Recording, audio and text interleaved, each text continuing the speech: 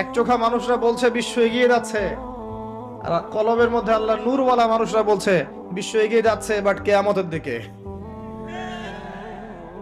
কি বুঝছেন? বিশ্ব এগিয়ে যাচ্ছে ঠিকই, বাট কিয়ামতের দিকে, তার শেষ সময়ের দিকে এগিয়ে যাচ্ছে আস্তে আস্তে, এবং এখন খুব দ্রুত এগিয়ে যাচ্ছে। এখন সময় আরো দ্রুত যাচ্ছে।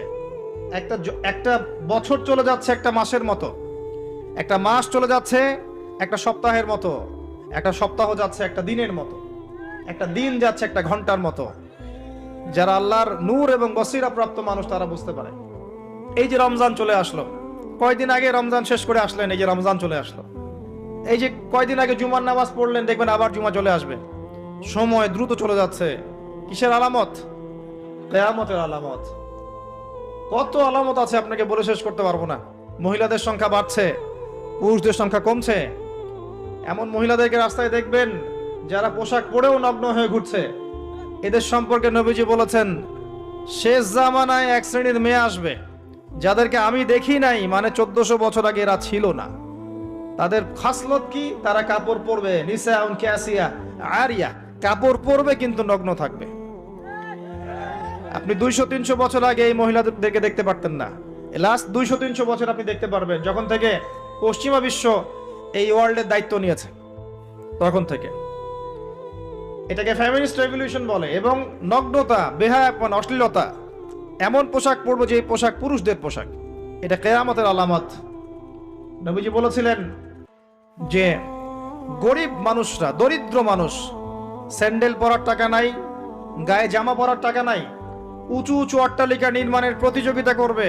এটা আখিরুজ্জামান বা শেষ জামানার আলামত। দেখে নেন বিগত 200-300 বছর এগুলো ছিল কিনা। বিশাল বিশাল সাইন এগুলো প্রকাশ পাচ্ছে ডে বাই ডে। মানুষ সুদ খাবে, একজন ব্যক্তি সুদ থেকে দূরে থাকতে চাইবে, তার গায়েও সুদের ছিটা ফোটা গিয়ে লাগবে। এটা সেই যুগ। আপনি পারবেন না বাঁচতে সুদ থেকে। দাড়ি টুপি নিয়েও খেতে হচ্ছে, কিচ্ছু করার নাই, কারণ সব সিস্টেমই সুদ ভিত্তিক। হয় খাচ্ছেন, না হলে দিচ্ছেন, না হলে সাক্ষী থাকছেন, না হলে লিখে রাখছেন, কিছু না কিছু করছেন। মানুষ মাদক খাবে, মাদককে হালাল মনে করে খাবে। মানুষ জেনা করবে, জেনাকে হালাল মনে করবে, হারাম মনে করবে না। মানুষ হত্যা করবে, যাকে হত্যা করবে সে জানবে না কেন হত্যা করছে, আর যে মারা যাবে সেও বুঝবে না কি জন্য আমাকে মারলো। পিতামাতার সাথে দাস দাসীর মতো আচরণ করা হবে, পিতামাতার সাথে দাস দাসীর মতো আচরণ করা হবে। সম্পদের জন্য সন্তান মাকে হত্যা করবে, বাবাকে হত্যা করবে। দুই চোখওয়ালা মানুষরা বুঝতে পারে এগুলো হচ্ছে, দিন দিন বাড়ছে, সময় সংক্ষিপ্ত হয়ে আসছে। আল্লাহ পাকের আযাব গজব বাড়ছে, আসমানি গজব বাড়ছে, জমিনের বালা বাড়ছে, ভূমিকম্প বাড়বে, ডে বাই ডে ভূমিকম্প বাড়বে। এবং 3টা বড় বড় ভূমিকম্প অপেক্ষা করছে আমাদের সামনে। একটা পৃথিবীর পূর্ব দিকে, একটা পশ্চিম দিকে, আমার ধারণা এটা পশ্চিমা সভ্যতায় হবে, আর একটা হচ্ছে পৃথিবীর মাঝখানে। কিছু মুনাফিককে আল্লাহ পাক ধসিয়ে দিবেন আরবের মধ্যে, আর ওখানেও কিছু মুনাফিক আছে। এটা বুঝতে হলে আপনাকে জিওপলিটিক্স বুঝতে হবে। আরবি দিয়ে কথা বললেই কেউ আমিরুল মুমিনিন হয় না। আরবি দিয়ে কথা বললেই কেউ আমিরুল মুমিনিন হয় না। আব্দুল্লাহ বিন উবাইও আরবি দিয়ে কথা বলতো। তো হত্যা বাড়বে। একটা বড় জিনিস যেটা শেষ জামানায় হবে, এটা আগে হয়নি। এটা বিগত 100 বছর থেকে আমরা দেখছি। এই বিশ্বের বুকে ইহুদি এবং খ্রিস্টানদের মধ্যে একটা বন্ধুত্বের অ্যালায়েন্স হয়েছে। এটাকে আমরা জায়নিস্ট মুভমেন্ট বলি। এই মুভমেন্টটা বিগত 100-200 বছর আগে ছিল না, কিন্তু এটা শেষ জামানায় হবে এমনটা এসেছে। কোরআনেও আছে, ইয়া আইয়ুহাল্লাযীনা আমানু লা তাত্তাখিযুল ইয়াহুদা ওয়ান নাসারা আউলিয়া, তোমরা ওই সব ইহুদি এবং খ্রিস্টানদেরকে বন্ধুরূপে গ্রহণ করো না। কোন সব? সবাইকে না। কোন সব? বা'দুহুম আউলিয়াউ বা'দ, যারা একে অপরের বন্ধু, যারা একে অপরের বন্ধু। বিশ্বের ইতিহাস ঘাটলে দেখবেন, হিস্ট্রির ছাত্র আমি, ইতিহাস ঘাটলে দেখবেন ইহুদি এবং খ্রিস্টানরা একে অপরের সাথে মারামারি করেছে শতাব্দীর পর শতাব্দী।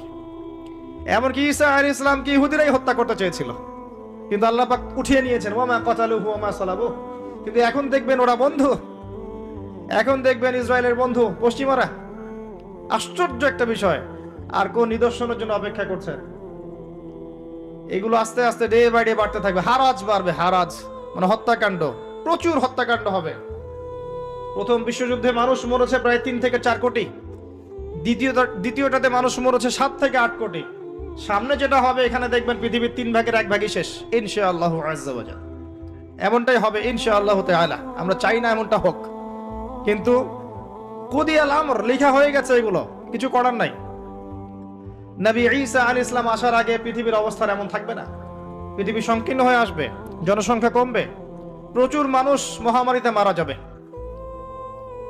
আর মহামারীর সময় চলে যাওয়ার পরে কি আসবে সেটাও হাদিসের মধ্যে আছে, ওয়া বা'দাহু সালাওয়াতি জালাজিল, এরপরে আসবে ভূমিকম্পের বছরগুলো। মহামারীর সময়গুলো যখন চলে যাবে এরপরে আসবে ভূমিকম্পের বছরগুলো। আলেম ওলামা আছে, ওনাদের কাছে অনুবাদ করে নিয়েন। সানাওয়াত, সানার বহু বচন, একটা বছর না, অনেক বছর। জালজালায়ের বহু বচন জালাজিল, অনেক ভূমিকম্প হবে। আর প্রত্যেক ভূমিকম্পে পৃথিবীর সময় কিন্তু সংক্ষিপ্ত হয়ে আসে। এটা আপনারা যারা সায়েন্স জানেন তারা বুঝবেন। যাই হোক, এই অবস্থার প্রেক্ষাপটে ইসলাম ছাড়া আত্মসমর্পণের কোনো জায়গা নাই, আর ইসলাম ছাড়া সমাধানও কেউ দিতে পারবে না। এই জন্য নিরপেক্ষভাবে আল্লাহর কাছে যেহেতু ফিরে যেতেই হবে, আমাদের উচিত ইসলামকে আগে ভালো করে জানা এবং বোঝা, হটকারী না হওয়া। আগে জানা এবং বোঝা যে ইসলামে প্রতিটা বিষয়ের সলিউশন আছে কি নাই। যদি আপনি দেখেন নিরপেক্ষভাবে হ্যাঁ আছে, তাহলে আর দেরি করবেন না, ইস্তেগফার করে আল্লাহর কাছে আত্মসমর্পণ করেন। আল্লাহ পাক আপনার বিগত জীবনের যত গুনাহ খাতা আছে সমস্ত গুনাহ আল্লাহ মাফ করে দিবেন ইনশাআল্লাহ তাআলা। আল্লাহ পাক তো এমনটা বলেছেন, ইল্লা মান তাবা ওয়া আমানা ওয়া আমিলা আমালান সালিহা ফাউলাইকা ইউবাদদিলুল্লাহু সাইয়্যাতিহিম হাসানাত। যারা তওবা করবে, ঈমান নিয়ে আসবে এবং আমলে সালেহ বেশি বেশি করতে থাকবে, আল্লাহ পাক তাদের গুনাহই শুধু মাফ করবেন না, বরং গুনাহগুলোকে নেকি দিয়ে পরিবর্তন করে দিবেন। বলেন সুবহানাল্লাহ। এই জায়গায় গিয়ে আবার পয়েন্টে চলে আস। নবী মুসা আলাইহিস সালাম যখন খুতবা দিচ্ছিলেন তখন তিনি বলে ফেলেছিলেন যে আমি পৃথিবীর সবচেয়ে জ্ঞানী মানুষ, কারণ তার কাছে ওহী আসছিল। আল্লাহ পাক ধরলেন, আল্লাহ পাক নবীদের ছোট ছোট ভুল ধরতেন। আমাদের নবী মুহাম্মদ সাল্লাল্লাহু আলাইহি সাল্লাম বলে দিয়েছিলেন একবার যে আমি মধু খাবো না আজকে থেকে, মনে আছে? মধু হারাম করে নিলাম। লিমা তুহাররিমু মা আহাল্লাল্লাহ, আল্লাহ পাক আয়াত নাজিল করলেন না? কোন সূরায়? সূরা তাহরিম। ভাই, এভাবে আল কোরআনের আলো ঘরে ঘরে জ্বলবে না। যখন কোরআন আপনি স্টাডি করবেন, প্রত্যেকটা ঘরে একটা করে কোরআনওয়ালা মানুষ থাকবে, অটোমেটিক আল্লাহর এই যে আল্লাহ পাকের এই কিতাব আল কোরআনের আলো সমস্ত ঘরে ঘরে জ্বলবে ইনশাআল্লাহ তাআলা। কোরআন পড়ার লোক তো লাগবে, কোরআন পড়ার মানুষ তৈরি করতে হবে। প্রত্যেক ঘরে ঘরে একটা করে মানুষ তো চাই যে কোরআন গবেষণা করতে পারে। তখন দেখবেন অটোমেটিকলি কোরআনের আলো ঘরে ঘরে জ্বলে যাবে ইনশাআল্লাহ তাআলা। আবেগ দিয়ে হয় না, আবেগ দিয়ে কোনো কিছু হয় না। যারা ইসলামের বিরুদ্ধে কাজ করছে এরা আবেগ দিয়ে কাজ করছে না, বিবেক দিয়ে কাজ করছে। আমরা আবেগী জাতি, আমরা আবেগী জাতি না, আমরা আবেগী জাতি, খুব আবেগ আমাদের। দিনের পিছনে আবেগ ভালো জিনিস, কিন্তু আবেগ দিয়ে দিন প্রতিষ্ঠা হয়নি কখনো। নবী সাল্লাল্লাহু আলাইহি ওয়াসাল্লাম হিকমা দিয়ে, বুদ্ধি দিয়ে, কৌশল দিয়ে ধীরে ধীরে বেসিক ঠিক করে আস্তে আস্তে আস্তে আস্তে ইসলামকে এগিয়ে নিয়ে গেছেন। 23 বছর সময় লেগেছে। কত বছর? কখনো অত্যাচার সহ্য করতে হয়েছে, করেছেন। কখনো মার খেতে হয়েছে, খেয়েছেন। কখনো গালি খেতে হয়েছে, খেয়েছেন। কখনো সমালোচনা সহ্য করতে হয়েছে, করেছেন। কখনো দেশ থেকে চলে যেতে হয়েছে, চলে গিয়েছেন। হাল ছেড়ে দেন নাই, ধীরে ধীরে ইসলামকে নিয়ে এগিয়ে গেছেন। একদিনে তো দিন কায়েম হয়নি, হয়েছে? নবী ঈসা আলাইহিস সালাম যখন আসবেন তিনিও একদিনে দিন কায়েম করবেন না, অনেক চড়াই উতরাই পেরিয়েই ইনশাআল্লাহ তাআলা জেরুজালেম থেকে তিনি পুরো বিশ্বে ইসলামী খেলাফা কায়েম করবেন ইনশাআল্লাহ। তার আগ পর্যন্ত এভাবে গ্লোবালি কিছু হবে এটা আমার মনে হয় না। আমি স্টাডি করে যা মনে হচ্ছে আমার কাছে মনে হয় না যে গ্লোবালি তার আগে কিছু হবে। ক্ষুদ্র পরিসরে বা ব্যক্তিগতভাবে বা সামাজিকভাবে ছোট ছোট ক্ষেত্রে কিছু হতে পারে, কিন্তু বড় পরিসরে মনে হচ্ছে না যে এত সময় আমাদের হাতে বাকি আছে। আল্লাহ রাব্বুল আলামিন ভালো জানেন, ইল্লা মাশাআল্লাহ। নবী মুসা আলাইহিস সালাম যখন এই কথা বলছেন, আল্লাহ পাক ধরে ফেলেছেন। তিনি বলছেন, আমার একজন বান্দা আছে যার নাম খিদর আলাইহিস সালাম। খিদর মানে শ্যামল বা সবুজ। তিনি যেখানে বসতেন ওই জায়গাটা সবুজ হয়ে যেত। একটা রুক্ষ জায়গায় তিনি বসলে ওই জায়গা সবুজ হয়ে যেত। তিনি বললেন, খিদর তোমার চেয়ে বেশি জ্ঞানী মানুষ। নবী মুসা আলাইহিস সালাম বলেন, আমি তার সাথে মিট করতে চাই, আমি তার সাথে দেখা করতে চাই। আমি তার কাছে জ্ঞান শিখতে চাই। তিনি এগিয়ে গেলেন জ্ঞান শেখার পথে, একজন সাথীকে সঙ্গে নিলেন, তার নাম ইউশা বিন নুন। এগিয়ে গেলেন, যেতে যেতে তাকে বলে দেওয়া হয়েছিল এই মাছটা যেখানে গিয়ে জীবিত হয়ে যাবে সেখানেই তুমি তাকে পাবে, যেখানে দুইটা সাগর একসাথে মিলিত হবে সেখানে তুমি তাকে পাবে। নবী মুসা আলাইহিস সালাম ওই জায়গা থেকে আরো দূরে চলে গিয়েছিলেন এবং যখন তিনি পথটা ভুল করেছেন তখন ক্লান্ত হয়ে পড়েছিলেন। এই জায়গায় গিয়ে আমি বলি যে আপনার জীবনের চলার পথ যদি ভুল হয় আপনি খুব দ্রুত ক্লান্ত হয়ে যাবেন আর কি। আপনার কথা কি বুঝতে পারেন? আপনার জীবনের চলার পথ যদি ভুল হয়, আল্লাহর পথে না হয়, তাহলে আপনি খুব দ্রুত ক্লান্ত হয়ে পড়বেন। নবী মুসা আলাইহিস সালাম যখন বুঝতে পারলেন পথ ভুল হয়েছে, আবার ফিরে আসলেন, এসে দেখলেন পাথরের উপরে, শিলাখণ্ডের উপরে সেই ব্যক্তি বসে আছেন, তার নাম খিদর আলাইহিস সালাম। যে পৃথিবীর সবচেয়ে জ্ঞানী মানুষ, তার চরিত্র হওয়া দরকার ওই শিলার মতো, এটার একটা নিদর্শন। তিনি পাথরের উপর বসেছিলেন। খিদর আলাইহিস সালাম, নবী মুসা আলাইহিস সালাম বললেন, আমি আপনার কাছে জ্ঞান শিখতে চাই। আমি শুনেছি আপনাকে আল্লাহর পক্ষ থেকে জ্ঞান দেওয়া হয়েছে। তিনি কিন্তু নবী নন। আমি বোঝাতে চাচ্ছি যে নবী না হয়েও জ্ঞানী হওয়া যায়, আল্লাহর পক্ষ থেকে জ্ঞান আসতে পারে যদি আপনার কলবে কি থাকে, নূর থাকে, স্বচ্ছতা থাকে এবং আপনি বেশি বেশি আল্লাহর জিকির করেন, আল্লাহকে ডাকেন, আপনি আল্লাহর মারিফত অর্জন করতে পারেন, মনের মধ্যে হিংসা থাকে না, বিদ্বেষ থাকে না, অহংকার থাকে না, আল্লাহর নূর আসতে পারে। এই যুগেও সম্ভব ইনশাআল্লাহ তাআলা। হাল আত্তাবিউকা আলা আন তুআল্লিমানি মিম্মা উল্লিমতা রুশদা, মুসা আলাইহিস সালাম বলছেন, আমি কি আপনার সাথে সফর সঙ্গী হতে পারি? এই শর্তে যে আপনি আমাকে জ্ঞান শেখাবেন, যেই জ্ঞান আল্লাহ আপনাকে শিখিয়েছেন। এবার খিদর আলাইহিস সালাম বলছেন, ইন্নাকা লা তাস্তাতিআ মাইয়া সাবরা, তুমি তো আমার সাথে ধৈর্য ধরতে পারবে না। সুবহানাল্লাহ, একজন নবীকে বলছেন, একজন নবীকে একজন মানুষ বলছেন, তুমি তো আমার সাথে ধৈর্য ধরতে পারবে না। আপনি মনে করেন একটা স্কুলের টিচার 100টা বাচ্চাকে পড়াচ্ছেন, পরীক্ষার আগে আপনি বলে দিলেন যে 1 বছর আমি তোমাদেরকে পড়িয়েছি, তুমি অমুক আব্দুল্লাহ ফার্স্ট হতে পারো, আর তুমি আব্দুর রহমান তুমি ফার্স্ট হতে পারবে না, তুমি হবে লাস্ট।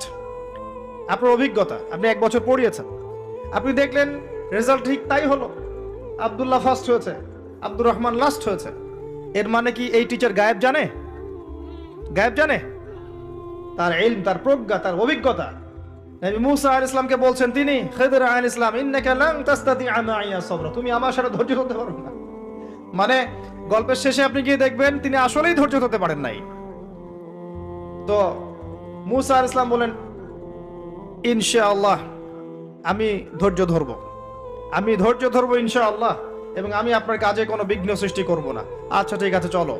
গল্প অনেক বড়, আমি সংক্ষেপে বলছি। 3টা ঘটনা ঘটেছে। একবার নৌকা ফুটা করে দিয়েছেন খিদর আলাইহিস সালাম, দ্বিতীয়বার একজন বালককে হত্যা করেছেন, আর তৃতীয়বার একটা দেয়ালকে নির্মাণ করেছেন, দেয়ালটা পড়ে গিয়েছিল, কোনো পারিশ্রমিক নেননি, ফ্রি অফ কস্ট দেয়াল নির্মাণ করেছেন। নবী মুসা আলাইহিস সালাম প্রত্যেকবার বলছেন যে আপনি এই কাজটা কেন করলেন, আপনি এই কাজটা কেন করলেন, বারবার জিজ্ঞাসা করছেন, ইন্টারফেয়ার করছেন। এবং খিদর আলাইহিস সালাম বলছেন, আমি কি বলিনি তোমাকে, আলাম আকুল লাক ইন্নাকা লান তাস্তাতিআ মাইয়া সাবরা। এক পর্যায়ে যখন তিনি তৃতীয় প্রশ্নের উত্তর দিতে পারলেন না, সবর করতে পারলেন না, তখন খিদর আলাইহিস সালাম বলেন, হাযা ফিরাকু বাইনি ওয়া বাইনাক, এই হচ্ছে তোমার আমার পার্থক্য, আর একসাথে চলা হলো না। তবে যাওয়ার আগে আমি তোমাকে জানিয়ে দেব কেন আমি এই কাজগুলো করেছি। ওই নৌকা ফুটা না করলে ওই নৌকার পিছনে জলদস্যু ছিল, ভালো নৌকা হলে নিয়ে চলে যেত। আমি ওই ব্যক্তির ক্ষতি করিনি, বরং উপকার করেছি নৌকা ফুটা করে দিয়ে। ওই বাচ্চাকে হত্যা না করলে ওই বাচ্চার পিতা মাতা ছিল বড় আলেম, বড় আল্লাহওয়ালা, এই বাচ্চা বড় হলে নিজেও কাফের হতো, বাপ মাকেও কুফরিতে নিয়ে যেত। অনেকটা আমাদের নাস্তিক প্রজন্মের মতো আর কি। তিনি হত্যা করেছেন, আল্লাহর আদেশে হত্যা করেছেন। আর ওই যে দেয়াল নির্মাণ করেছি, এই দেয়ালের নিচে ছিল 2 জন এতিম বালকের রেখে যাওয়া পৈতৃক সম্পত্তি। তার বাবা মা রেখে গিয়েছিল সোনার কয়েন, রূপার কয়েন, এইগুলো মাটির নিচে ছিল। তারা বড় হয়ে যেন এটা পায়, অন্য কেউ সিজ করতে না পারে, এই জন্য আমি এখানে দেয়াল নির্মাণ করেছি, কোনো পারিশ্রমিক নেই নাই। বাই দ্য ওয়ে, সোনার কয়েন আর রূপার কয়েনের কথা কোরআনে আছে, দিনার আর দিরহামের কথা কোরআনে আছে, যদিও বিশ্ব ব্যবস্থায় নাই। বিশ্ব ব্যবস্থার IMF নামে একটা সংগঠন আছে, ইন্টারন্যাশনাল মনিটারি ফান্ড, তারা আইন করে সোনার কয়েন আর রূপার কয়েনকে হারাম করে দিয়েছে। আপনি কি সেটা জানেন যে পশ্চিমারা সোনার কয়েন আর রূপার কয়েনটাকে হারাম করেছে অর্থনীতি থেকে, ব্যান, টোটালি ব্যান। তাদের আর্টিকেলস অফ চার্টারের মধ্যে আছে, লিখা আছে যে এই বিশ্ব বাজার থেকে সোনার কয়েন রূপার কয়েনকে ব্যান করে দেয়া হয়। কেউ যদি আল্লাহর হালালকে হারাম করে তাকে আমরা কি বলতে পারি? কেউ যদি আল্লাহর হারামকে হালাল করে আর আল্লাহর হালালকে হারাম করে নেয় তাকে আমরা কি বলতে পারি? আর এই পাপটার নাম কি? সূরা তাওবার 31 নম্বর আয়াত অনুযায়ী এই পাপটাকে বলা হয় শিরক।